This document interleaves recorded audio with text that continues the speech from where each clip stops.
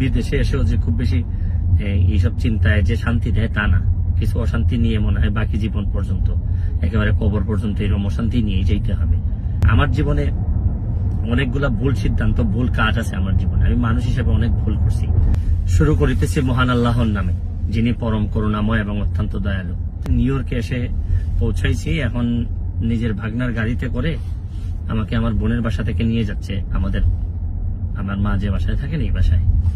তো থাকতে থাকতে অনেকগুলা মেসেজ পাইছি বাংলাদেশ থেকে, যদিও এটা নিয়ে খুবই আমি চিন্তিত ছিলাম বা কথা বলা দরকার আমি ভাবতেছিলাম, বিভিন্ন কথাবার্তা হয়। এটা আসলে আমি আপনাদের কাছে মানে আল্লাহর হস্তে চাই যে এটা বন্ধ করতে হবে। এটা যদি বন্ধ না করেন, মানে অনেক মানুষের অনেক নির্যাতন হয়, অনেক কষ্ট হয়, এইসব যন্ত্রণা আপনাদেরও, আমি প্রায়ই হয়তো এইভাবে যন্ত্রণা আপনাদেরকে দিতে হবে, আপনাদেরও নিতে হবে, আর আপনাদের যন্ত্রণাও আমি নিব। ভালো থাকবেন, সুস্থ থাকবেন।